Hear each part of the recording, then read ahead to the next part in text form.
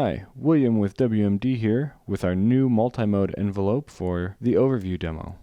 On the multimode envelope you have your gate or trigger input, 0 to 8 volts output, bipolar 8 volt output, and inverted bipolar 8 volt output. At the top you have a gate is active LED, a manual button switch, and an envelope level indicator. The gate LED will light up whenever a gate is present. Your knobs are attack rate, attack shape, decay rate, decay shape, sustain level, release rate, release shape, and this mode knob which gives you different modes depending on its setting. This is Adsr mode, where you have your attack rate, decay, sustain level, and release rate. Additionally, each stage has a shape control.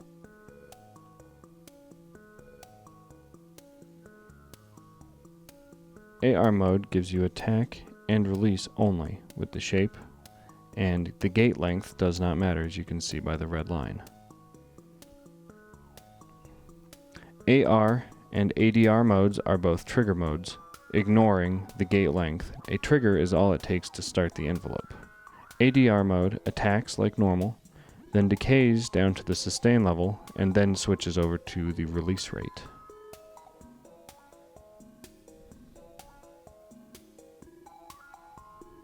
ADS-AR is another gate mode that, as you can see, reattacks after the sustain point. It attacks, decays, sustains, attacks, releases. ADAR mode is similar to ADR and AR, but with a second attack. It is another trigger mode. At the sustain level point, it will attack again.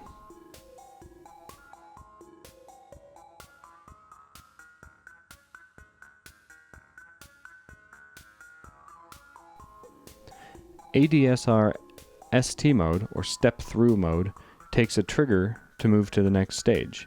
As you can see, on the first trigger it attacks, second trigger it decays to the sustain level, and on the third trigger it releases all the way to 0 volts. All the normal rules apply here, but please note that the stage must reach the current level or breakpoint before another trigger is activated.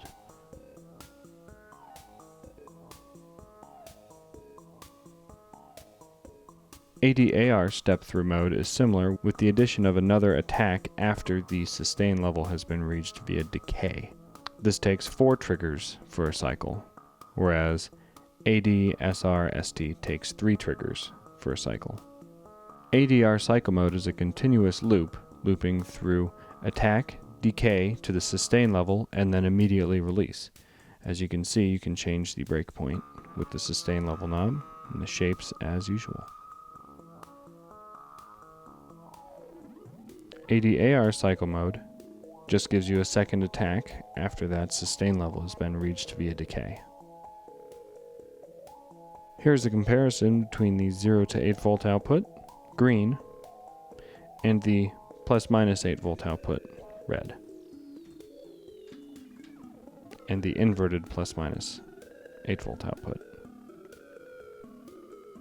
The manual button does just what it sounds like. You push the button and you get a single envelope out. The cycle mode will get stuck in a step-through mode, like shown. The sustain will be on, the envelope will still be on. Push the manual to get through that and reactivate the cycling mode. You can use this to your advantage by cycling this to sustain is on so that the envelope is on, moving that over, and then start your cycle mode. On the expansion, you have attack CV, decay CV, sustain CV, and release CV. Jacks are directly adjacent. The knobs are set up as bipolar attenuators, giving you 0 control voltage when centered, positive reaction to control voltage when turned clockwise, inverse reaction to control voltage when turned counterclockwise. The ADR timescale input gives you even voltage control over attack, decay, and release. Let's turn that down here.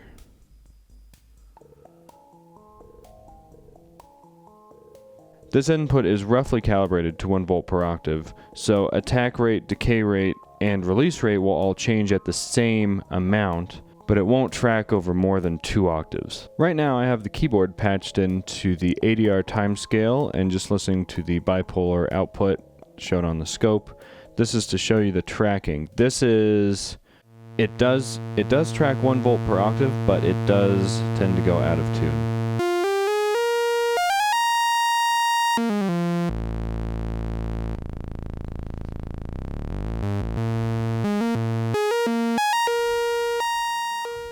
The retrig input acts like the gate trigger input when in cycle mode, but in any other mode it just simply starts the envelope over once the envelope is already running.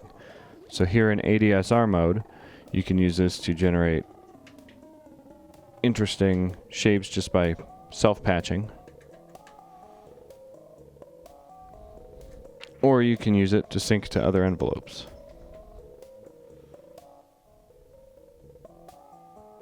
The hold input allows you to momentarily pause the envelope at any stage. So there, using it at end of attack gives you a slightly larger peak on your attack. Using the PDO as an oscillator gives you these interesting stair steps. This can be used as a nice sample and hold on your envelope, or you can sync it to the oscillator you're using for interesting sounds. Here at the bottom, reset on gate, which is currently on right now, does this. As you change release, you can see right here that it's resetting on the new gate. When you turn that off, you lose that little reset bump. So this can be used to make nicely flowing, slow, melodic things that don't ever have any hard edges, or you can always get your nice sharp attack from 0.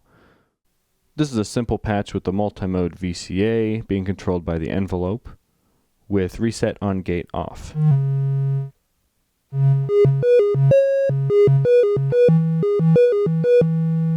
And on.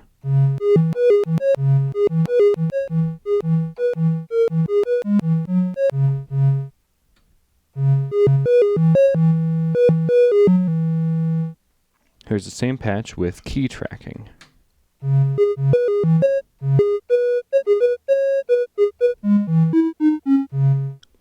Here's a basic synth patch using a sawtooth wave from the PDO, the Hadron Collider, going bandpass filter into low-pass filter. This multimode envelope controls this multimode VCA for the VCA, and this envelope is controlling the filter.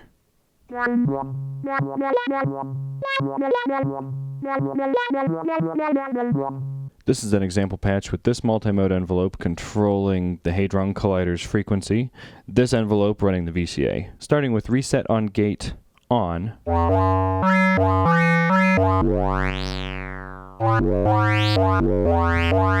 can see as the envelope gets higher up, the frequency goes up, and it always starts at the same point, at 0.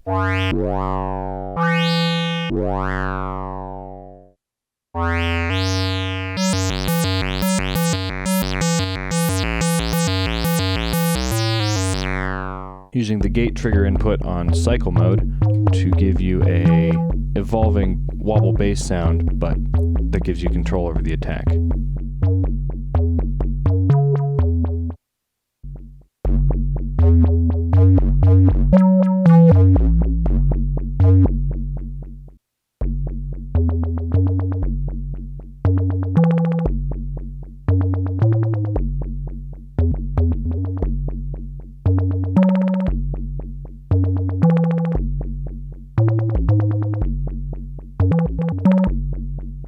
Here's a patch using the bipolar output of the VCA controlling envelope to control the decay of the filter controlling envelope.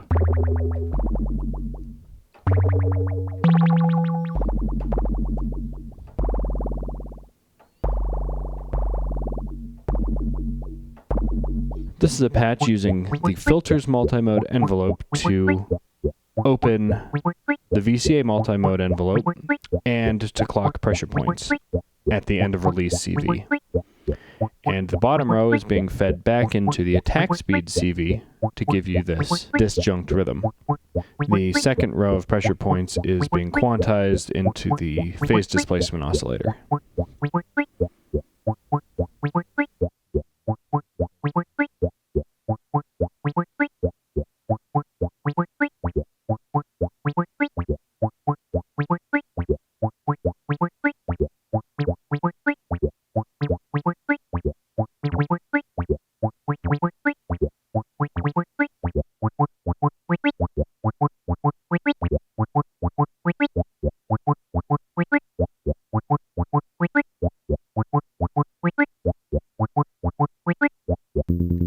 This patch uses a very fast envelope, self-cycling, running the end of attack into the trigger, and I will be self-cycling that in a minute.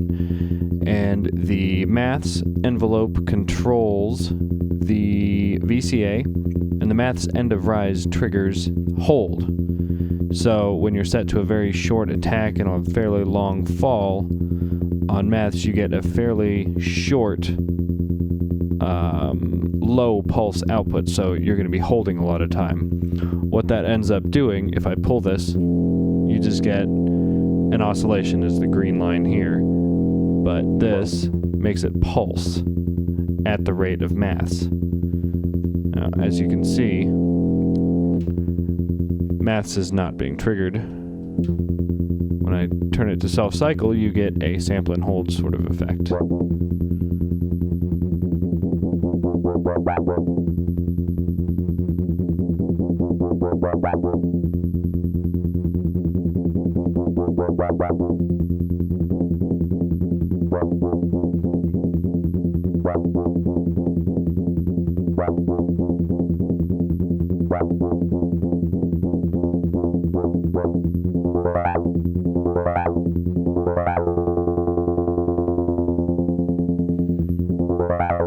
If I pull hold,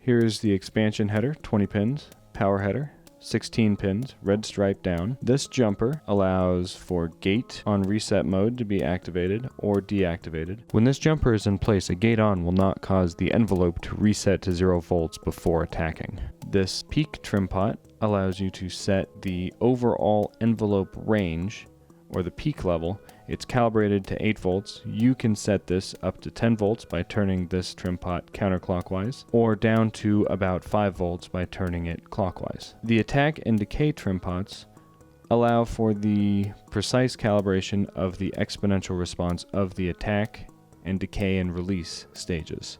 The A bias trim pot sets the offset between when these two knobs are at the same position, so you get the exact same slope speed out of attack rate and decay and release.